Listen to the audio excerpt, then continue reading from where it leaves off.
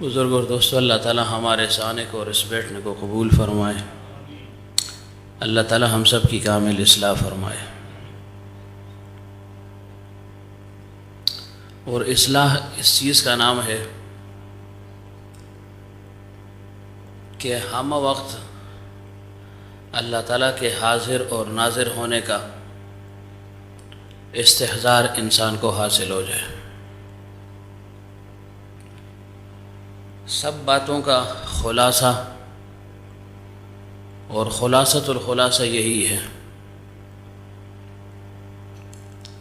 ابتداءً ہم کہتے ہیں، کہا جاتا ہے کہ رذائل کا امالہ ہو جائے اور خصائل سے انسان متصف ہو جائے،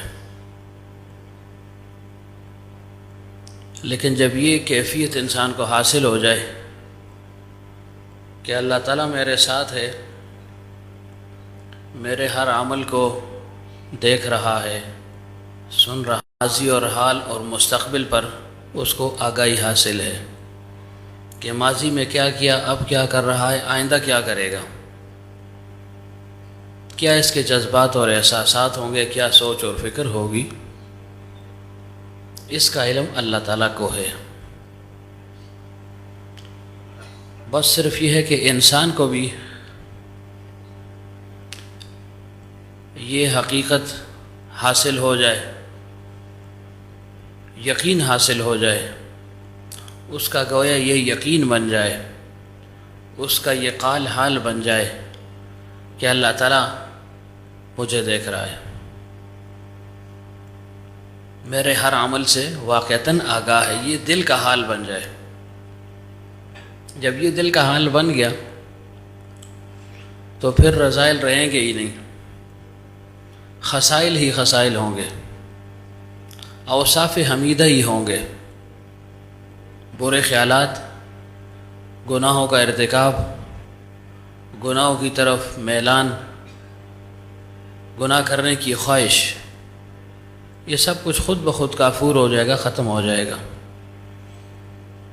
کب؟ جب کیفیت احسان حاصل ہو جائے کہ اللہ تعالیٰ میرے ساتھ ہے، مجھے دیکھ رہا ہے۔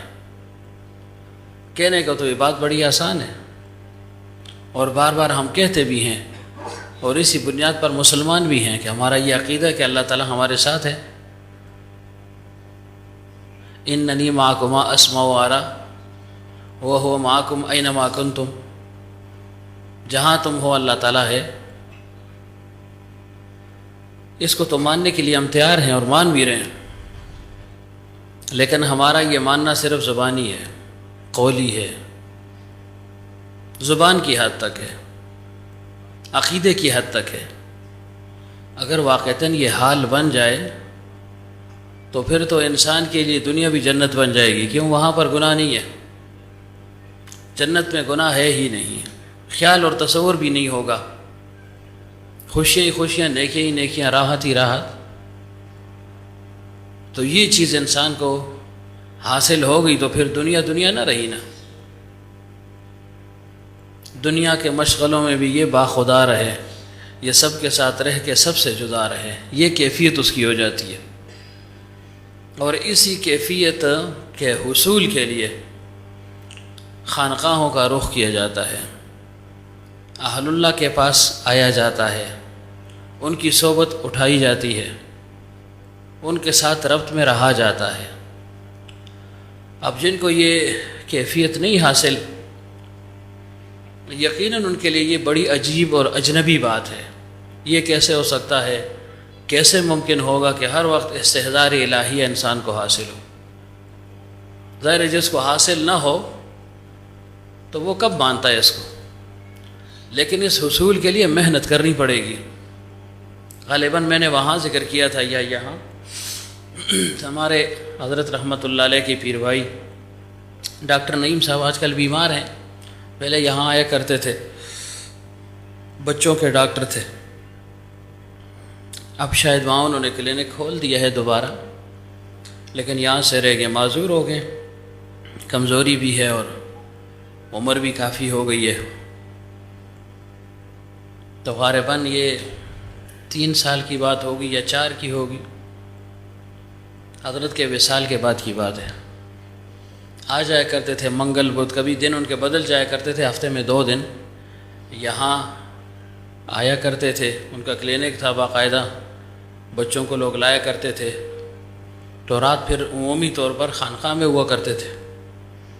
میں ادھر بیٹھا ہوا تھا، اپنا معمول کر رہا تھا، وہ ادھر بیٹھا کرتے تھے جہاں یہ قاری صاحب بیٹھے ہوئے کھڑکی کے پاس، عموماً اپنے معمولات میں لگے رہتے، فضول بات ان کے زبان سے کسی نے سنی نہیں ہے، خاموش تھا وہ انسان۔ تو اٹھ کر آئے، یہ جہاں پر خورشید بھائی بیٹھے ہوئے یہاں میں بیٹھا ہوا تھا، اب بھی مجھے یاد ہے، آئے میرے پاس بیٹھے، تو میں نے کہا میں آ جاتا، کوئی بات تھی کہ نہیں کوئی بات کرنی ہے؟ میں نے کہا جی۔ تو بیٹھے ہوئے وہ مسکرایا کرتے تھے، ہنسی بھی ان کی ایسی نہیں ہوا کرتی تھی، ان کی ہنسی مسکراہٹ ہوا کرتی تھی۔ بیٹھے کچھ 2-4 باتیں اور بھی کی گھریلو، اور پھر اس کے بعد فرمانے لگے کہ اللہ تعالیٰ کا لاکھ لاکھ شکر ہے کہ مجھے لگ بھگ، اب میں بول رہا ہوں 26 یا 36 فرمایا، 26 یا 36 سال بعد اللہ تعالیٰ نے کیفیت احسان سے مجھے نواز دیا ہے۔ میں اسی تگ و دو میں رہا کرتا تھا، کوشش بھی کرتا، مجاہدہ تو ماشاءاللہ ان کا بہت تھا، تلاوت اور ذکر اذکار معمولات اوراد بہت زیادہ ہوا کرتے تھے۔ تو فرمائے 26 یا 36 سال کے بعد یہ کیفیت اللہ تعالیٰ نے مجھے عطا فرمائی ہے، اور بہت جو ہے نا حشاش بشاش تھے۔ تو ظاہر ہے اس کیفیت کے حصول کے لیے وقت تو لگتا ہے نا، بہت کم ایسا ہو کہ اچانک کسی کو یہ چیز حاصل ہو جائے، لیکن وہ شاذ و نادر ہے نا، النادر کالمعدوم وللاکثر حکم الکل، کہیں جو ہے نا ہزاروں میں ایک آدھ ہو۔ باقی مجاہدہ کرنا پڑتا ہے، دل کی صفائی کرنی پڑتی ہے، اپنے آپ کو گناہوں سے بچانا پڑتا ہے، تب جا کر یہ کیفیت حاصل ہوتی ہے نا۔ اور جب یہ حاصل ہوگی نا، یہی مقصود ہے۔ تصوف کا خلاصہ کیا ہے؟ کیا ہے؟ کس سے پوچھو؟ کیا ہے ناصر صاحب؟ پوری بات کریں۔ تصحیح نیت، انما الاعمال بالنیات، اور پھر آخر میں جو انہوں نے عرض کر دیا ان تعبد اللہ کانک تراہ فإن لم تکن تراہ فإنہ یراک، کہ تو اللہ کی عبادت ایسے کر گویا تو دیکھ رہا ہے اللہ تعالیٰ کو۔ چلو اگر تمہیں ابھی یہ حقیقت حاصل نہیں ہے، فإنہ یراک تو ہے کہ وہ تمہیں دیکھ رہا ہے۔ حسین احمد مدنی رحمۃ اللہ علیہ فرمایا کرتے تھے مجاہدہ کرتے رہو، اپنے آپ کو فنا کر دو، فإن لم تکن، جب تم فنا ہو جاؤ گے تمہاری ہستی معدوم ہو جائے گی، تم اپنے آپ میں نہیں رہو گے، اپنی ہستی کو کچھ نہیں سمجھو گے، ترا ہو تو پھر تو اس کو دیکھ لے گا، پھر وہی ہوگا نا۔ یہی تو منصور نے کہا تھا نا انا الحق، کیا مطلب کہ غیر حق ہے ہی نہیں ہے، حق ہی حق ہے ہر طرف۔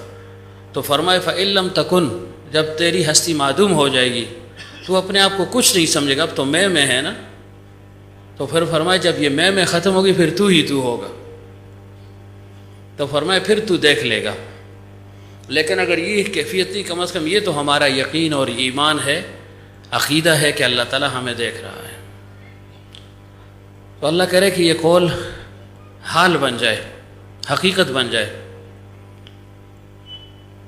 اب دیکھیں ہم گناہ کرتے ہیں نا، نیکیاں بھی کرتے ہیں اور گناہوں کی کثرت زیادہ ہے، اور گناہ کرتے ہوئے بعض اوقات گناہ کے دوران بھی احساس ہو جاتا ہے، ندامت ہوتی ہے، لیکن پھر بھی کر گزرتے ہیں، اور بعض اوقات خیال ہی نہیں رہتا، جری ہو جاتے ہیں، گناہ کر لیتے ہیں، بعضوں کو بعد میں پشیمانی ہو بھی جاتی ہے، ندامت ہو بھی جاتی ہے، اور بعضوں کو نہیں ہوتی، باوجود اس عقیدے کے کہ اللہ تعالیٰ دیکھ رہا ہے۔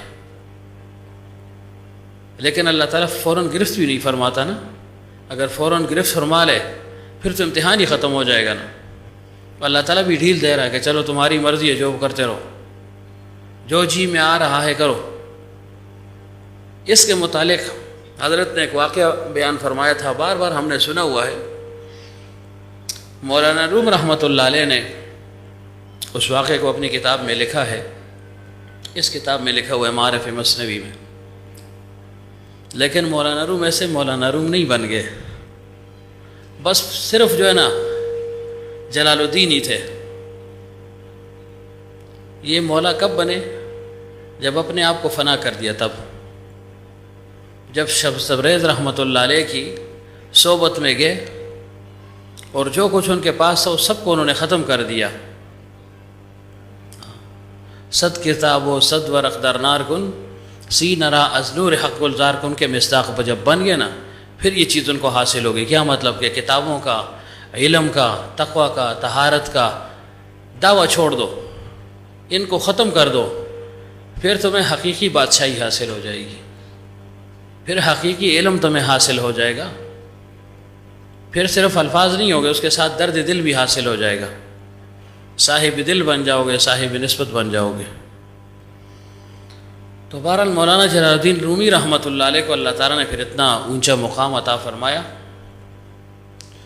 مولوی ہرگز نشد مولائے روم تا غلام شمس تبریزی نشد.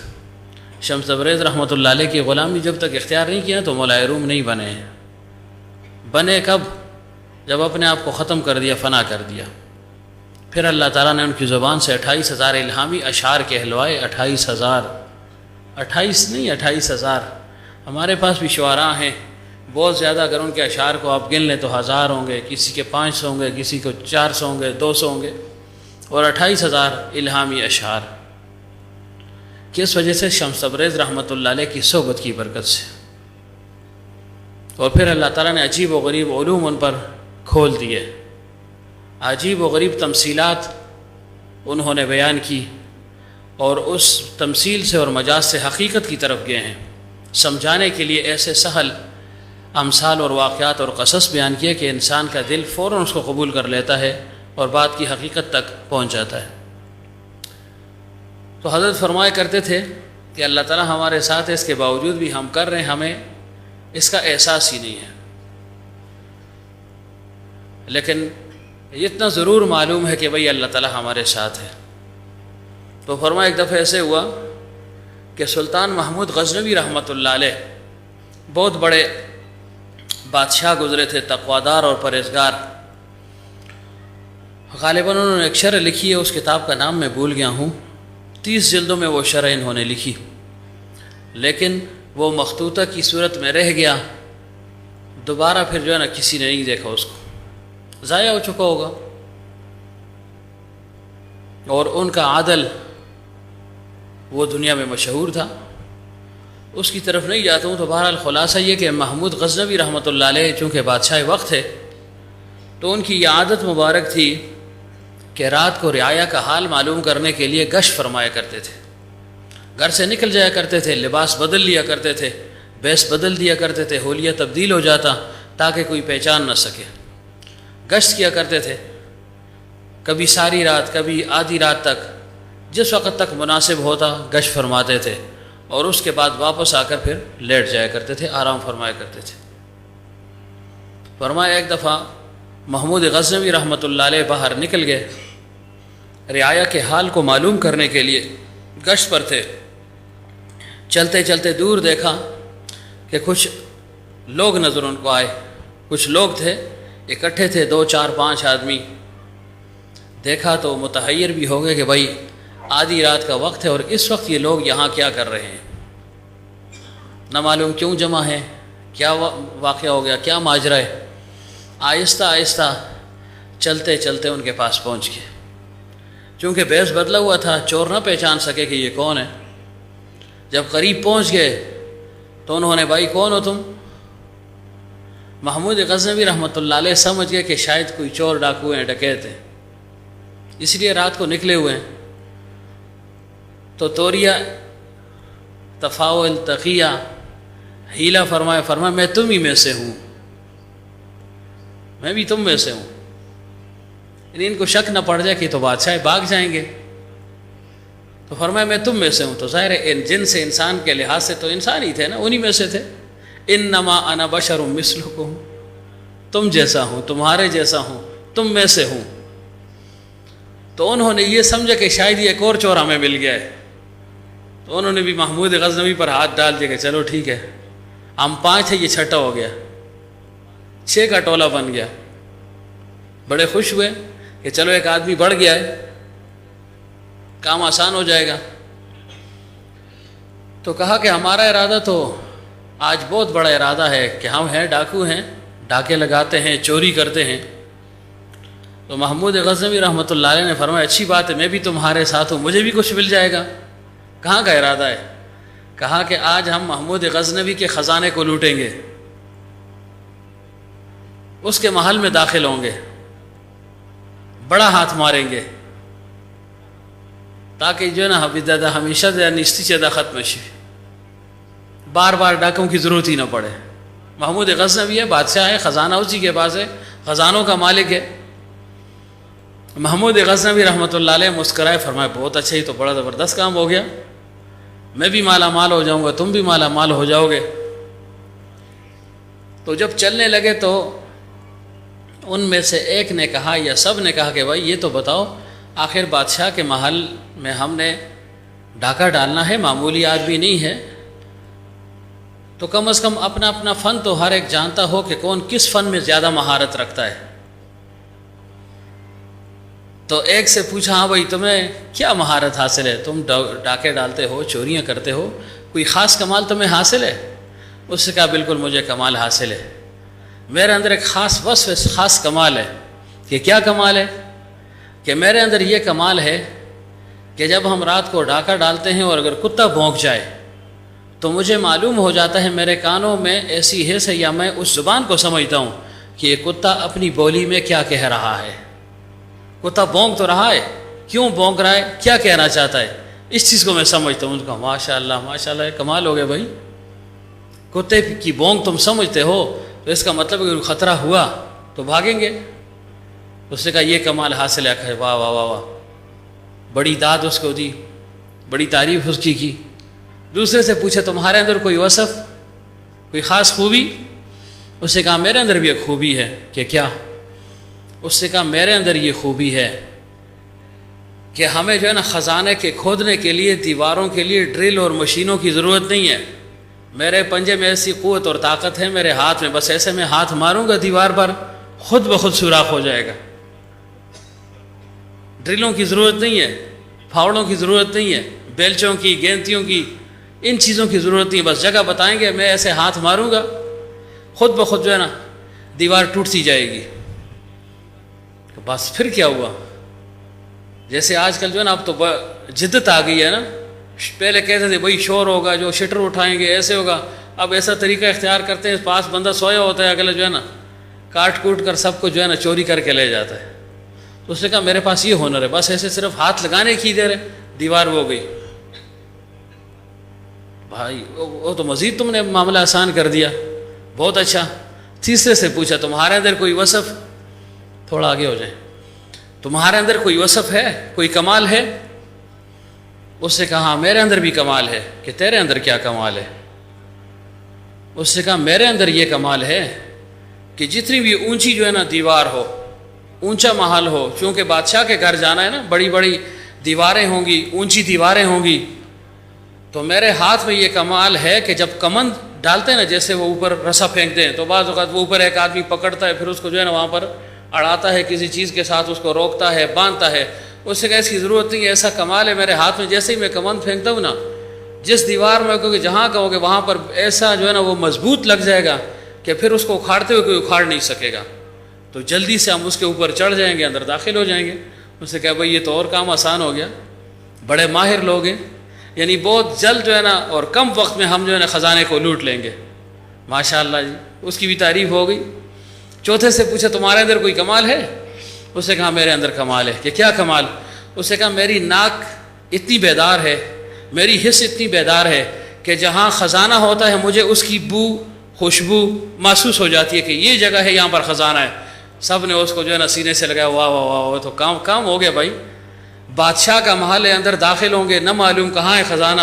اب یہ آدمی ہمارے پاس ہے، یہ مختلف جگہوں کو سونگے گا، اس سے ادراک ہو جائے گا کہ یہاں خزانہ ہے، تو فی الفور اس جگہ کو کھود دیں گے، اب بندہ ہمارے پاس ہے۔ تو اس کی بڑی شاباش ملی کہ واہ جی، واقعی تم اپنے جو ہے نا فن میں کمال رکھتے ہو۔ پانچویں سے پوچھا تمہارے اندر بھی کوئی کمال ہے؟ پانچویں نے کہا میرے اندر بھی کمال ہے، میرے اندر یہ کمال ہے کہ میں رات کے اندھیرے میں جس شخص کو دیکھ لوں، دن کے اجالے میں اس کو بغیر کسی تردد اور شک و شبہ کے پہچان لیتا ہوں۔ تو سب نے کہا جی ماشاء اللہ، یہ تو اور کمال ہو گیا، خدا نخواستہ ہم پکڑے گئے اور کسی پر شک ہوا بھی کہ بھئی یہ رات کو اس نے ہمیں دیکھا ہے، تو یہ آدمی بتلائے گا کہ بھئی اس آدمی سے بچو، تو بھاگتے رہیں گے، چھپتے رہیں گے، پکڑ دکڑ سے بچ جائیں گے۔ بڑی واہ واہ اس کی ہوئی۔ 5 آدمی تھے، 5 نے اپنا اپنا فن اور ہنر بیان کر دیا۔ کہ ایک نے کیا کہا، پہلے نے کیا کہا، سوتے دن سارے کیا، ہاں دیکھو نا سوئے ہوئے ہیں، کیا کریں۔ پہلے نے جو ہے نا کتے کی صفت بیان کی نا کہ میں اس کی جو ہے نا بونگ کو سن لیتا ہوں اور سمجھ جاتا ہوں، اور دوسرے نے کہا میں جو ہے نا ہاتھ سے دیوار کو ایسے بس جیسے پتھر مارے اس دیوار پر، دیوار جو ہے نا ٹوٹ جائے گی، اس میں سوراخ ہو جائے گا، اور تیسرے نے کہا میں کمن ڈالنے میں بڑا ماہر ہوں، اور چوتھے نے کہا میری جو ہے نا حس اتنی بیدار ہے، پتہ لگ جاتا ہے خزانہ کہاں ہے، دیواروں کو جگہوں کو سونگتا جاؤں گا، جہاں خزانہ ہوگا تو میں بتاؤں گا تو بس۔ اور 5ویں نے کہا کہ میں رات کے اندھیرے میں دیکھ لوں تو دن کے اجالے میں اس کو پہچان لیتا ہوں۔ اس کا گویا وہ فن سب سے جو ہے نا بالا تھا نا، کہ اندھیرے میں آپ کسی کو دیکھ لیں، دن کو کون پہچان سکتا ہے، اپنے دوستوں کو انسان نہیں پہچان سکتا، اولاد کو نہیں پہچان سکتا اگر بات چیت نہ ہو۔ ہاں بعض اوقات باتوں سے انسان پہچان لیتا ہے کہ کون ہے، لیکن شکل و صورت سے پہچان مشکل ہو جاتی ہے۔ محمود غزنوی سے پوچھا کہ ہاں بھائی تم بھی بتاؤ تمہارے اندر کیا کمال ہے۔ اس نے کہا میرے اندر بھی ایک کمال ہے۔ کہ کیا کمال ہے؟ محمود غزنوی رحمۃ اللہ علیہ نے فرمایا میرے اندر یہ کمال ہے، کمال یہ ہے کہ جب کوئی تختہ دار تک پہنچ جائے، اس پر جو ہے نا پھانسی کا آرڈر ہو جائے، اور میری یہ داڑھی جب شفقت اور تراحم سے ہل جائے تو سب کے سب آزاد ہو جاتے ہیں۔ میری داڑھی میں یہ کمال ہے کہ جب یہ ہل جائے نا شفقت کی وجہ سے، تراحم کی وجہ سے، تو بس جو ہے نا پھانسی پر پہنچا وہ آدمی رہا ہو جاتا ہے۔ سب نے جو ہے نا محمود غزنوی کو جو ہے نا گلے سے لگایا، کوئی ہاتھوں کو جو ہے نا چوم رہا ہے، کوئی پاؤں کو چوم رہا ہے۔ اس نے کہا واہ واہ واہ واہ، یہ کمال ہم میں سے کسی کو حاصل نہیں ہے، بس یہ جو ہے نا ہمارے لیے نجات دہندہ ہے۔ یہ ظاہر ہے کہ ایک آدمی، اور سب نے یہ کہا کہ دیکھو ہمارا یہ فن ایسا ہے، مہارت ایسی ہے کہ یہ ہمیں تختہ دار سے نہیں جو ہے نا بچا سکتی۔ ہم فن کے تو ماہر ہیں، لیکن اگر پکڑے گئے تو گردن زنی ہوگی، گردن ماری جائے گی، پکڑے جائیں گے، سزا ہوگی، مار پیٹ ہوگی۔ لیکن یہ جو اجنبی آدمی ہے، محمود غزنوی رحمۃ اللہ علیہ کے متعلق کہا اس کا جو کمال ہے بھائی، یہ ہم سب کے لیے جو ہے نا گویا نجات کا ایک ذریعہ اور سبب ہے۔ بہت خوش تھے، سب نے کہا بھائی بے غم ہو کر اب جاؤ بھائی، کیوں آدمی ایسا ہمارے پاس ہے کہ اس کی برکت سے اللہ تعالیٰ ہمیں چھوٹ عطا فرما دے گا، بس جو ہے نا بخشش ہو جائے گی، معافی مل جائے گی، رہائی نصیب ہوگی۔ سب کے سب اکٹھے ہوئے، محمود غزنوی رحمۃ اللہ علیہ کے محل کی طرف جا رہے ہیں۔ اب جیسے جیسے قریب پہنچتے گئے تو دیکھا ایک کتا ہے وہ بھونک رہا ہے۔ کتے نے جب بھونکنا شروع کر دیا تو سب نے کہا بھائی ذرا کان رکھو۔ جس نے کہا تھا کہ میں اس کی زبان کو سمجھ، اس کو کہا ذرا کان رکھو، کتا کیا کہہ رہا ہے، بھونک تو رہا ہے، خیریت تو ہے، کیوں بھونک رہا ہے، بڑی تیزی کے ساتھ بھونک رہا ہے، بھونک اس کی بڑھ رہی ہے۔ اسے جب کان رکھا بڑا حیران ہوا اور ڈر گیا۔ اس نے کہا بھائی بات سنو۔ کہ کیا؟ اس نے کہا کتا اپنی جو ہے نا بھونک میں یہ کہہ رہا ہے تمہارے ساتھ بادشاہ ہے، تمہارے ساتھ وقت کا بادشاہ محمود غزنوی جا رہا ہے۔ جب سب نے یہ سنا نا تو قہقہہ لگایا۔ کیا قہقہہ ہوا بھائی؟ اس کو دیکھو، پاگل دیا پترا، بادشاہ اور ہمارے ساتھ اور جو ہے نا چوری کرے، تیری یہ بات کسی لحاظ سے بھی جو ہے نا قابل قبول نہیں ہے۔ پہلے بادشاہ ہو نہیں سکتا، بالفرض اور تقدیر بادشاہ ہے بھی اگر، تو کیا وہ ہمارے ساتھ اپنی خزانے کو لوٹنے میں ہماری مدد کرے گا، ہمارے ساتھ جائے گا؟ اوہو، تم جو ہے نا اپنے فن میں جھوٹے ثابت ہو گئے ہو۔ ہم اس بات کو ماننے کے لیے تیار ہیں۔ اس نے کہا جتنی باتیں بھی کرو، جو تم کہو، لیکن مجھے اللہ نے اس میں مہارت دی ہے، اور میں اس بات کو خوب جو ہے نا شرح صدر کے ساتھ کہہ رہا ہوں کہ یہ ٹھیک کہہ رہا ہے کہ ہمارے ساتھ بادشاہ ہے۔ مطلب یہ تھا یہ جو چھٹا آدمی ہے، اجنبی آدمی، یہی بادشاہ ہوگا۔ انہوں نے کہا تم نے محمود غزنوی کو دیکھا بھی ہے، کبھی اس کی شکل بھی دیکھی؟ ایسے ہی لگے ہوئے ہیں، مار دیں یاریاں لگے تھے۔ تو حضرت رحمۃ اللہ علیہ فرمایا کرتے تھے کہ یہ جو ہرس ہے نا، ہرس، لالچ، طمع، یہ انسان کے ہنر اور عیب کو چھپا دیتا ہے۔ اب ان کے دل میں ہرس تھی نا کہ بادشاہ کا خزانہ لوٹنا ہے، تو اب جو اس کو اللہ تعالیٰ نے جو صفت عطا کی تھی، اس صفت اور ہنر کا انکار کر دیا۔ پہلے کہہ رہے تھے ماشاءاللہ ماشاءاللہ، جب اس نے حقیقت اشکارا کر دی سب نے انکار کر دیا۔ اسی طرح حضرت فرمایا کرتے تھے کہ بعض اوقات انسان کا جو ہنر ہوتا ہے نا، وہ ہنر اس کا اقتدار بھی ہو سکتا ہے، وہ ہنر اس کی خوبصورتی بھی ہو سکتی ہے، وہ ہنر اس کا جاہ و جلال بھی ہو سکتا ہے، وہ ہنر اس کا یعنی قومی عصبی ایک شان اور عظمت یہ بھی ہو سکتی ہے۔ فرمایا اس سے بھی انسان کے عیوب چھپ جایا کرتے ہیں۔ بہت خوبصورت آدمی ہو، اس کے اندر کوئی صفات نہ ہو، تو اس کی خوبصورتی کی بنا پر اس کے عیوب چھپ جایا کرتے ہیں۔ کوئی صاحب اقتدار ہو، اقتدار کسی کو مل جائے تو اس کے عیوب لوگوں سے پنہا ہو جاتے ہیں، چھپ جاتے ہیں، لوگ خود چھپا دیتے ہیں، کیوں؟ اپنے مقصد کے لیے اس کو سب کچھ سمجھتے ہیں۔ مقصد کا حصول ہے نا، اسی کو لالچ کہا جاتا ہے۔ یا کسی کے پاس زور ہے، ڈنڈا ہے، تو ڈنڈے کی وجہ سے لوگ اس کا احترام کرتے ہیں، اس کے عیوب کو چھپا دیتے ہیں، اس کی شناخوانی کرتے ہیں، تعریف اور توصیف کرتے ہیں، کیوں؟ اپنے مقصد کے حصول کے لیے۔ تو فرمایا کہ بعض اوقات یہ ہنر جو ہے نا پھر غلط بھی ثابت ہو جاتے ہیں، یا یہ کہ ان ہنروں پر بھی لوگ پھر یقین نہیں رکھتے۔ کس وجہ سے؟ دل میں طمع اور لالچ جب پیدا ہو جاتی ہے۔ اور حضرت فرمایا کرتے تھے یہ طمع انسان کو دکھ دیتی ہے۔ یہ آج کل ہم خفا کیوں ہیں ایک دوسرے سے؟ طمع ہوتی ہے نا دل میں، ایک یعنی دوسرے سے ایک لالچ ہوتی ہے کہ یہ ایسے کر لے گا، ایسے کرے گا، ایسے کرے گا۔ جب وہ نہیں کرتا تو بس ہمارے دل میں جو ہے نا ناراضگی پیدا ہو جاتی ہے۔ اسی وجہ سے فرمایا بھائی کسی سے طمع مت رکھو۔ گنگوئی رحمۃ اللہ علیہ فرمایا کرتے تھے کسی سے طمع مت رکھو، یہاں تک کہ مجھ سے بھی مت رکھو۔ ظاہر ہے جب آپ کے دل میں طمع نہیں ہوگی نا تو آپ کو کوئی گلہ شکوہ نہیں ہوگا، آپ کو رنج ہی نہیں ہوگا۔ یہ رنج تب ہی ہوتا ہے جب آپ کسی سے توقع رکھتے ہیں۔ دیکھیں کسی پر اچھا گمان رکھنا الگ چیز ہے، کسی سے امید رکھنا الگ چیز ہے۔ بدگمان تو انسان نہ ہو، دوسرے کے متعلق اچھا گمان رکھے، لیکن طمع اور امید بھی نہ رکھے کہ بھئی یہ کچھ کر کے ہی رہے گا، جو میں کہہ رہا ہوں، جو میری چاہت ہے ویسے ہی ہوگا، ویسے ہی یہ کرے گا۔ اگر کر لیا تو فبہا، نہ کیا تو کوئی دکھ اور درد نہ ہو۔ لیکن ہم مکہ ویسے ہیں، اگر کسی نے نہ کی تو پھر ناراضگی ہو جاتی ہے، اور پھر وہ ناراضگی اتنی کہ دوری تک جو ہے نا معاملہ پھر یہاں تک کہ قطع تعلق ہو جاتا ہے۔ تو اب دیکھیں یہاں لالچ نے ان کو گھیر دیا نا۔ بھائی جب وہ ایک فن میں واقف ہے تو اس کی بات پر غور تو کر لو نا، چلو آپس میں ہی چھان بین کر لو، پوچھ پاچھ کر لو، لیکن نہیں، کوئی اس کی بات کو ماننے کے لیے تیار نہیں تھا۔ کیوں؟ لالچ تھی ان کے دل میں کہ خزانہ لوٹیں گے۔ تو اب لالچ کے سامنے ہنر بیکار ہے۔ یا مثلا کوئی کہے جی میں اچھے خاندان کا ہوں، جی دوسرا کہتر خاندان کا ہے، کم ترین خاندان کا ہے، تو اگرچہ اس کے اندر صفات ہو تو لوگ اس خاندانی نسبت کی وجہ سے اس کمال کو جو ہے نا صفر سے ضرب دے دیتے ہیں، اس کے کمال کو تسلیم نہیں کرتے۔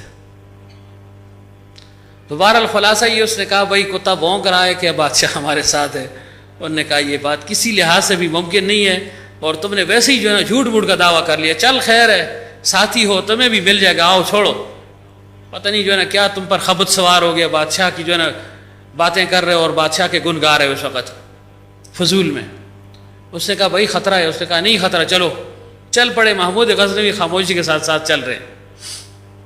جب وہ جگہ آ گئی کہا جی یہ محل آ گیا ہے، محمود غزنوی کا محل آ گیا ہے۔ کہا گیا ہے جی؟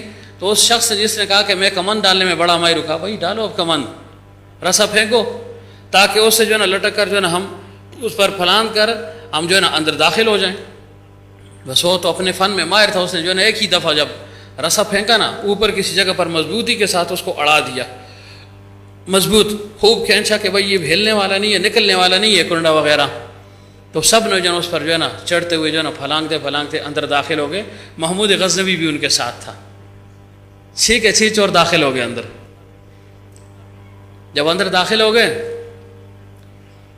تو اب جو آدمی تھا جس کی حس بڑی بیدار تھی، اس سے کہا بھائی اب تم معلوم کرو کہ خزانہ کہاں ہے، وقت بہت کم ہے، صبح ہونے والی ہے، اتنا بڑا محل ہے، نہ معلوم شاہی خزانہ کہاں ہوگا، تو جلدی جلدی تم کچھ جو ہے نا سروے کرو، کچھ اندازہ لگاؤ، کچھ جو ہے نا اپنی حس کو سامنے رکھو، کچھ جو ہے نا سونگنے سانگنے کا کام کرو تاکہ معلوم ہو جائے۔ اب وہ دوڑا، ادھر گیا ادھر گیا ادھر گیا، ایسے چکر لگاتا رہا، ایک جگہ پہنچا۔ جب اس نے ناک ایسے کی نا، ایسے جب اس نے کہا ادھر خزانہ ہے۔ اچھا، اب اس کی بات کو کسی نے رد نہیں کیا، وہ بھی تو جھوٹ کہہ سکتا تھا نا، احتمال تو موجود تھا نا کہ شاید غلط کہہ دے، لیکن چونکہ طمع کی جو ہے نا آخری حد تک پہنچ گئے تھے نا، اس وجہ سے اس کی بات کو سب نے آمنا و صدقنا کہہ دیا۔ کیوں؟ واقعی بالفعل ایک جگہ پہنچ گئے تھے اور انہیں یقین تھا کہ اسی گھر میں خزانہ ہے. تو ہم مشاہدے والے ایمان رکھنے والے لوگ ہیں، اور بعض اوقات مشاہدے کا ایمان اللہ کو قبول نہیں ہوتا. مشاہدے کا ایمان تو فرعون کو بھی حاصل ہو گیا. جب ڈبکیاں کھانے لگا اس نے کہا میں ایمان لا رہا ہوں. جی کس پر ایمان لا رہا ہوں؟ اللہ پر نہیں لا رہا ہوں.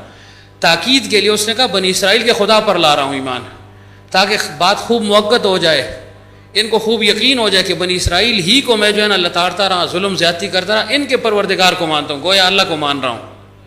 جبریل نے کہا اب تمہارے ایمان کی ضرورت نہیں ہے، موت کو دیکھ لیا ہے تم نے، قریب سے دیکھ لیا، مشاہدہ تمہیں حاصل ہو رہا ہے، اب ایمان کی ضرورت نہیں ہے. تو یہ مشاہدے کا ایمان بعض اوقات قابل قبول نہیں ہوتا، لیکن یہاں پر ان کو قبول تھا. انہیں پتہ تھا اسی گھر کے اندر خزانہ ہے، اور باہر بات جو ہے نا وہ چونکہ حصی بات تو تھی نہیں، معنوی بات تھی، روحانی ایک بات تھی، اس وجہ سے اس اپنے دوست کی بات کو ماننے کے لیے تیار نہیں ہوئے. تو بہرحال طمع اور لالچ جو ہے نا یہ چیزیں انسان کے آگے پھر کر دیتی ہے. بعض اوقات ہنر کو ختم کر دیتی ہے، بعض اوقات بے ہنر کو ہنرمند بنا دیتی ہے. بہرحال طمع کے مرض کو دل سے نکالنا ہے. اللہ والوں کے ہاں تین چیزیں نہیں ہیں، طمع، منع، جمع، یہ نہیں ہے. ہم جو سب سمجھ رہے ہیں نہ طمع ہے، نہ منع ہے، نہ جمع ہے. طمع بھی نہیں کرتے، ہو تو منع بھی نہیں کرتے، اور جمع بھی نہیں کرتے. بس لگاؤ وہی اللہ تعالیٰ دینے والا ہے. توکل اللہ، متوکل ہوتے ہیں. اگرچہ جمع کرنا توکل کے منافی نہیں ہے، لیکن عام ان کا جو ہے نا مزاج ایسے ہوتا ہے. تو طمع، منع اور جمع یہ ان کے اندر نہیں ہوتا، کسی سے طمع نہیں رکھتے، اور آ گیا تو پھر منع بھی نہیں کرتے بھائی لگاؤ، اور جمع بھی نہیں کرتے کہ نہیں بھائی تو کم ہو جائیں گے، خرچ ہو جائیں گے، کیا ہوگا. تو طمع، منع، جمع، یہ کیفیت اللہ تعالی ہم سب کو نصیب فرمائے. یہ صفات ہے نا. طمع نہیں رہے گا تو آپ ضرور بے ضرور اس بات پر سوچیں، جب آپ کے دل سے طمع نکل گئی نا آپ کبھی بھی پریشان نہیں ہوں گے، نہ کسی سے رنجیدہ اور جو ہے نا خائف ہوں گے، اور نہ اس سے ناراض ہوں گے. ناراضگی طمع کی وجہ سے ہوتی ہے، لالچ کی وجہ سے ہوتی ہے. تو بہرحال عرض کیا کر رہا تھا کہ اس نے بتا دیا بھائی یہاں خزانہ ہے.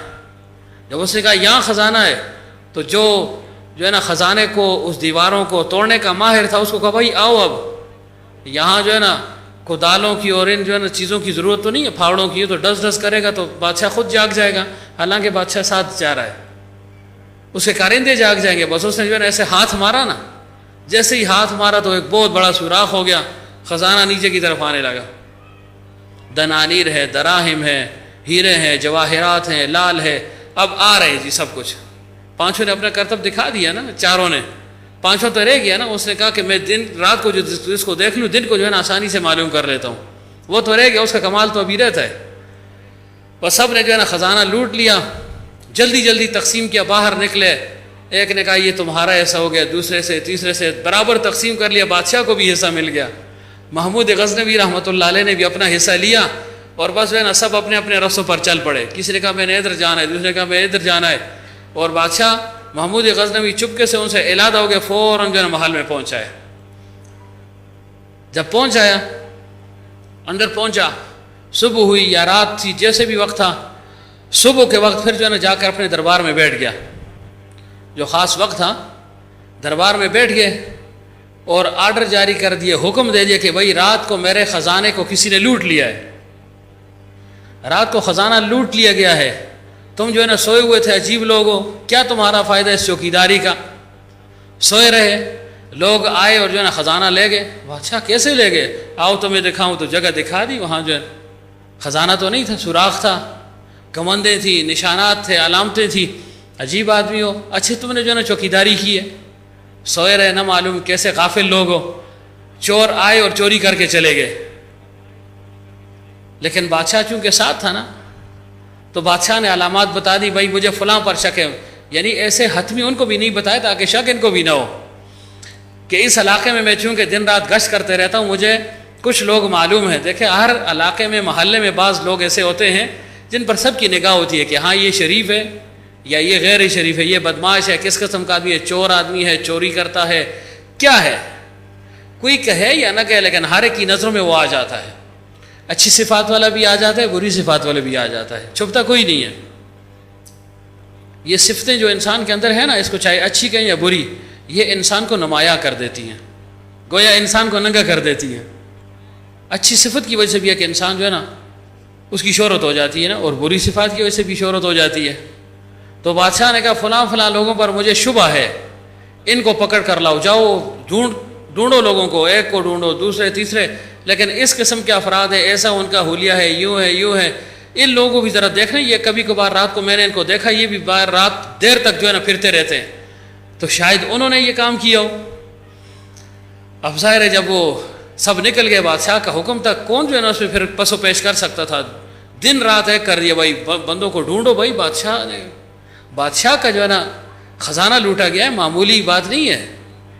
ایسے جری اور بہادر تھے، اتنے دلیر اور سرکش تھے کہ انہوں نے اگر چوری کرنی تھی تو بادشاہ کے خزانے میں چوری کر لی۔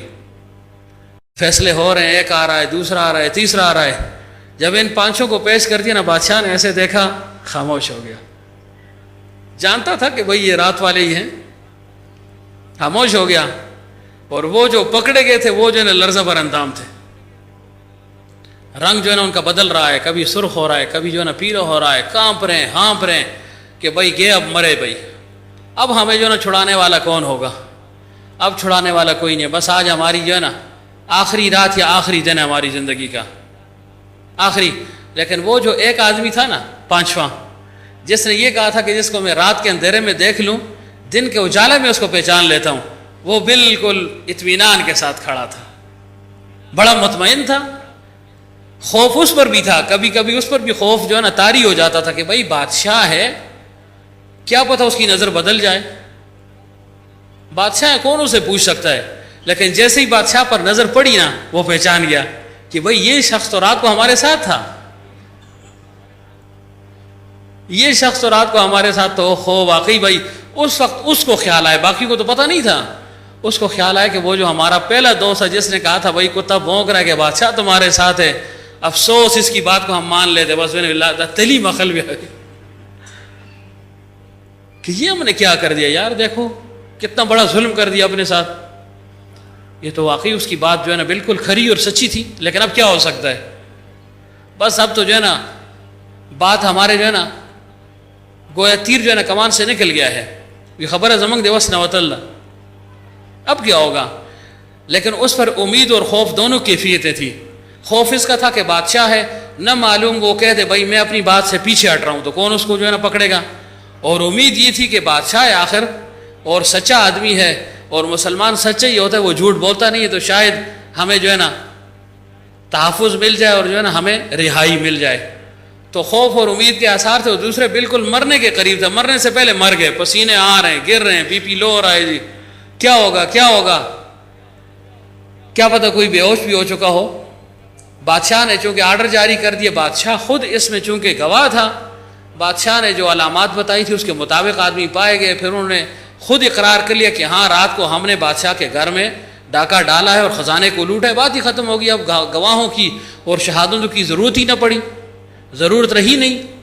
بادشاہ نے کہا ان سب کو جو ہے نا لے جاؤ بھائی، ان کو عقوبت خانے تک پہنچا دو، ان کو سزائے موت ہے۔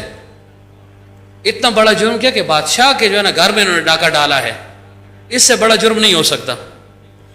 جب ان کو جو ہے نا کھینچ کر لے جانے لگے، یہ پانچوں بھی ساتھ تھا، تو اس نے کہا بادشاہ سلامت، میری ایک عرض ہے، مر تو رہے ہیں لیکن ایک عرض میں بھی کر لوں۔ بادشاہ نے کہا بولو کیا کہہ رہے ہو؟ اس نے کہا بادشاہ سلامت، ہم پانچوں نے اپنے اپنے فن کا ہنر کا مظاہرہ کر لیا ہے، ہر ایک کا ہنر سامنے آ گیا ہے، اور مجھے بھی اللہ تعالیٰ نے جو ہنر عطا فرمایا ہے اس ہنر کے جو ہے نا نتیجے میں نے آپ کو پہچان لیا کہ آپ جو ہے نا رات کو ہمارے ساتھ اس ٹولے میں موجود تھے، لہٰذا اب آپ جو ہے نا شفقت کی اور رحم کی جو ہے نا داڑھی فوراً ہلائیں تاکہ ہمیں جو ہے نا رہائی مل جائے۔ اگر آپ نے تھوڑی سی دیر بھی کر لی نا تو ہم ویسے ہی کھڑے کھڑے جو ہے نا گر جائیں گے، مر جائیں گے، خدا را اپنی داڑھی کو ہلائیں۔ تو بادشاہ مسکرایا اور اس کا جو ہے نا وہ رحمت جو ہے نا وہ جوش میں آ گئی، اور اس نے کہا کہ ہاں دیکھو، سب کو کہا تمہارے فنون نے تمہیں موت تک پہنچا دیا، تمہارے ہنروں نے تمہیں موت تک پہنچا دیا، لیکن یہ ایک شخص ایسا تھا جو سلطان شناس تھا، جو بادشاہ کو جانتا تھا، پہچانتا تھا، اس کی بدولت آج تمہیں بھی رہائی مل رہی ہے۔ جاؤ میں تم سب کو رہا کر رہا ہوں۔ اب مولانا روم رحمۃ اللہ علیہ مجاز سے حقیقت کی طرف آ رہے ہیں اور کیا فرماتے کہ دیکھو انسان، اللہ تعالیٰ اسی طرح ہر وقت ہر جگہ جیسے اس کی شان کے ساتھ لائے کہ اس میں مزید بحث و مباحثے کی ضرورت نہیں ہے کہ اس کو ایک چیز بنا لیں۔ یہ بھی ایک معاملہ ہے نا کہ ہر جگہ کیسے اور کہاں، بہرحال عمومی سمجھانے کے لیے ہم کہتے ہیں ایسے کہ اللہ تعالیٰ ہمارے ساتھ ہے، ہمیں دیکھ رہا ہے، سن رہا ہے، ہمارے ہر حرکت، قول، فعل، سکون اس سے آگاہ ہے۔ تو فرمائے ایسے ہی اللہ تعالیٰ ہمارے ساتھ ہے۔ جب ہم اللہ تعالیٰ کی حدود الہیہ کے خزانے میں خیانت کرتے ہیں، آنکھ کی اس جو ہے نا جو حد اللہ نے دی ہے، آنکھ جس مقصد کے لیے دی ہے اللہ تعالیٰ نے، جب اس میں ہم خیانت کرتے ہیں، غیر محرم کی طرف نظر اٹھاتے ہیں، امرت کی طرف جب نظر اٹھاتے ہیں، تو فرمایا اللہ تعالیٰ اس کو دیکھتا ہے۔ اللہ ہمارے ساتھ ہوتے ہوئے بھی اللہ ڈھیل دے رہا ہے۔ یعلم خائنۃ الاعین وما تخفی الصدور، آنکھوں کی خیانت کو بھی جانتا ہے اور دل کی خیانت کو بھی جو ہے نا وہ جانتا ہے۔ تو فرمایا ایسے ہی جب انسان اللہ تعالیٰ کی حدود میں چوری کرتا ہے تو اس سے پھر اللہ تعالیٰ باز پرس فرمائے گا۔ فرمایا اس پر جو ہے نا غرہ نہ ہونا، دھوکے میں نہ آنا کہ میرے ساتھ کوئی نہیں ہے، جیسے وہ چور کہہ رہے تھے ہمارے ساتھ کوئی نہیں ہے، حالانکہ بادشاہ ان کے ساتھ تھا۔ فرمایا ایسے ہی جو بھی تم عمل کرتے ہو، اچھا ہے یا برا ہے، اس وقت یہ استحضار کر لو کہ اللہ تعالیٰ تمہارے ساتھ ہے، یقیناً وہ تمہارے ساتھ ہے۔ اور پھر مولانا روم رحمۃ اللہ علیہ فرماتے ہیں دیکھو تم اس دھوکے پر بھی جو ہے نا مت جانا، اس دھوکے میں نہ پڑنا کہ جب اللہ تعالیٰ ہمارے ساتھ ہے، ہم گناہ کر رہے ہیں، اللہ ہمیں سزا کیوں نہیں دے رہا۔ فرمایا اللہ تعالیٰ انسان کو مہلت دیتا ہے۔ دنیا میں اللہ تعالیٰ نے انسان کو اختیار دیا ہے، نہ مجبور محض ہے نہ مختار کل ہے، کچھ اس کو اختیار دیا، کچھ مجبور ہے، لیکن اس کو با اختیار بنا دیا ہے، اس کی مرضی ہے جس طرف جائے۔ فَأَلْهَمَهَا فُجُورَهَا وَتَقْوَاهَا، اگر وہ فسق و فجور کی طرف جاتا ہے کھلی چھٹی، تقوی اور طہارت اختیار کرتا ہے کھلی چھٹی، مرضی ہے جو کرتے رہو، آخر میں جو ہے نا پھر حساب کتاب ہوگا۔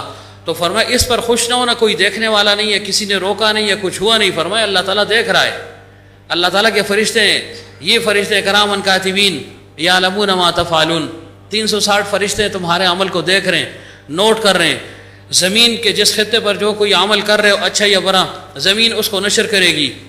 اذا زلزلت الارض زلزالها واخرجت الارض اثقالها وقال الانسان ما لها يومئذ تحدث اخبارها، یہ زمین خبریں پیش کرے گی، جیسے خبر نامہ پیش ہوتا ہے نا، زمین اپنی خبر دے گی، اس نے یہ کیا، یہ کیا، یہ کیا، یہ کیا۔ تو یہ زمین حضرت فرمایا کرتے تھے 8 سے لے کر 11 تک غالباً یا 9، فرمایا اتنے گواہ انسان پر قیامت کے دن پیش ہوں گے، اور سب سے آخری گواہ، سب گواہوں کا انکار کرنے کے بعد یہ جسم ہمارے خلاف گواہی دے گا یا ہمارے حق میں گواہی دے گا۔ تو گویا یہ جسم بھی ہمارا نہیں ہے، یہ بھی ہماری باتوں کو محفوظ کر رہا ہے، اور ہم کہتے ہیں ہمارے ساتھ کوئی نہیں ہے۔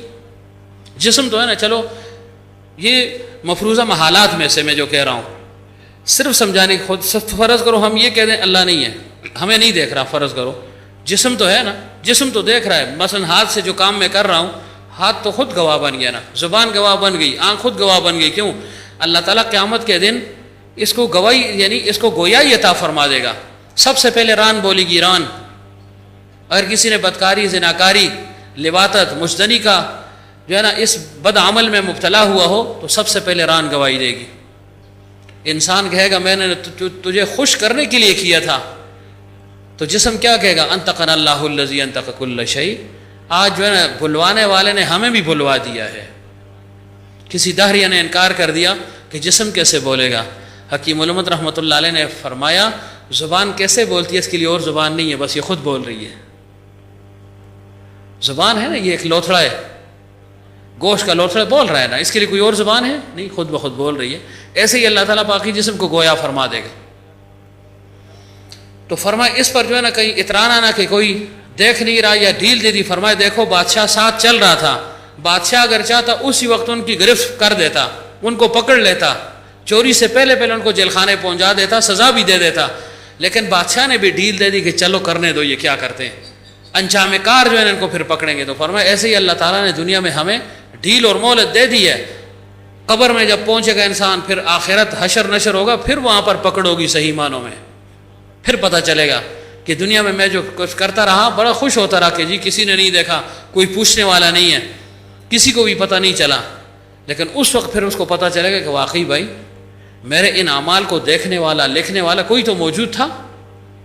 تو فرمایا اس بات پر مت اترانا. اور پھر مزید یہ کہ دیکھو ہم ہنر کہتے ہیں، مال کو جو ہے نا سب کچھ سمجھتے ہیں، عہدوں کو سب کچھ سمجھتے ہیں، اولاد کو سب کچھ سمجھتے ہیں، اقتدار کو سب کچھ سمجھتے ہیں، شہرت کو، غلبے کو، ہیبت کو، جلال کو، قوم کو، عصبیت کو سب سمجھتے ہیں. لیکن سب چیزیں فنا ہونے والی ہیں، ختم ہونے والی ہیں. اس سے نجات انسان کو نہیں مل سکتی. یہ انسان کے لیے جہنم کا اور پکڑ کا ذریعہ بنے گا. نجات کس کو مل گئی؟ وہ جو عارف تھا، جو سلطان شناس تھا نا، جس نے کہا میں رات کے اندھیرے میں دیکھ لیتا ہوں، دن کو پہچان لیتا ہوں. کہا وہ عارف تھا جس کو اللہ تعالیٰ بادشاہ حقیقی کی معرفت حاصل ہو جائے. فرمائے یہی ایک ہنر، یہی ایک کمال، یہی ایک تعلق جس کو تعلق مع اللہ کہا جاتا ہے، اللہ تعالیٰ کی معرفت کہا جاتا ہے. فرمائے یہ تعلق اور یہ ربط اور یہ رشتہ انسان کو وہاں پر بالآخر عذاب سے بچا لے گا. مطلب اور مقصد کیا تھا کہ یہ جو لوگ جو دین کی طرف راغب ہیں، جو دیندار طبقہ ہے، جو اہل اللہ ہیں، علماء ربانین ہیں، بظاہر تو بڑے جو ہے نا گھسے پھٹے تمہیں نظر آ رہے ہیں، غریب غربا نظر آ رہے ہیں، بوسیدہ لباسوں میں نظر آ رہے ہیں، اور ایسے جو ہے نا شاہانہ لباس بھی ان کا نہیں ہے، کھانا بھی جو ہے نا صرف رنگ اور ڈھنگ کا نہیں ہے. لیکن فرمائے جو تعلق ان کو اللہ کا حاصل ہے وہ تمہیں حاصل نہیں ہے. اب دیکھو ہنر تو سب کے پاس تھا نا، اور وہ ہنر کام کر گیا. دیکھیں اس شخص کا ہنر تو بعد میں کام آیا نا. اگر یہ نہ بھی ہوتا خزانہ تو سب نے لے لیا تھا، لیکن ان کو چونکہ بادشاہ مجازی کی معرفت حاصل نہیں تھی نا تو گئے مارے گئے. اور اس کو جو ہے نا بادشاہ جو ہے نا مجازی کی معرفت حاصل تھی، اس کی وجہ سے بچاؤ ہو گیا. مقصد کیا کہنے کا ہے؟ مقصد کہنے کا یہ ہے کہ بھائی جو اللہ والے ہیں، علماء ربانین ہیں، جو سلاسل والے ہیں، ان کے ساتھ اپنا تعلق جوڑ لو. ان کے ساتھ تعلق ہوگا، ان کے ساتھ محبت اور عقیدت کا تعلق ہوگا.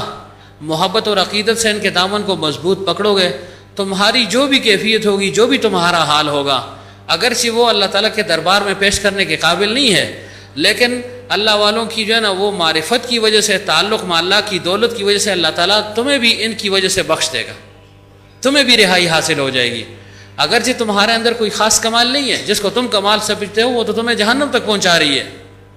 آج کل ہم یہ کہتے ہیں میرے پاس مال بہت ہے جی، انما اوتیت علی علم عندی، خوش ہو رہا ہے ہر ایک کہ میں مالدار ہوں. یہ مال انسان کو جہنم تک پہنچا دے گا. کوئی کہتے ہیں جی میرے پاس اقتدار ہے، اقتدار اس کو جہنم تک پہنچا دے گا. کوئی اولاد پر جو ہے نا نازاں ہے کہ میری اولاد ہے، یہ اولاد اس کے لیے واقعتاً فتنہ بن جائے گی، جہنم کا سبب بن جائے گی. کوئی کہتا ہے میں جو ہے نا بڑی قوم والا ہوں، ہماری افرادی قوت زیادہ ہے، یا میں خوش الحان ہوں، یا میں جو ہے نا خوش زبان ہوں، یا مجھے اللہ تعالیٰ نے حسن عطا فرمایا ہے، حسن صورت عطا فرمائی ہے. تو فرمایا یہ سب چیزیں انسان کو جہنم تک پہنچا دیں گی. کیوں؟ جب تک اس کے ساتھ معرفت الہیہ نہیں ہوگی، اللہ تعالیٰ کا تعلق حاصل نہیں ہوگا، اللہ کی معرفت حاصل نہیں ہوگی، اس وقت تک یہ چیزیں انسان کے لیے بیکار ہیں. دنیا میں تو کام آ جائیں گی، لیکن باعتبار آخرت کے انسان جو ہے نا پھر جہنمی بن جائے گا. تو مولانا روم رحمۃ اللہ علیہ فرماتے ہیں اگر تم نے نجات پانی ہے، اگر تم نے جو ہے نا یہ چاہنا ہے کہ اللہ کی رضامندی حاصل ہو جائے اور میں براہ راست جنت میں داخل ہو جاؤں، تو فرمایا یہ جو اللہ والے ہیں علماء ربانین، ان کے دامن کو مضبوطی کے ساتھ پکڑ لو. ان کو چونکہ اللہ کی معرفت حاصل ہے تو ان کی بدولت اور ان کی برکت سے اللہ تعالیٰ تمہیں بھی جو ہے نا جنت میں داخل کر دے گا. اب دیکھیں اصحاب کہف کا کتا جنتی ہے نا، کس وجہ سے؟ اس نے ان کی جو ہے نا چوکیداری کی تھی، رکھوالی کی تھی اس کی.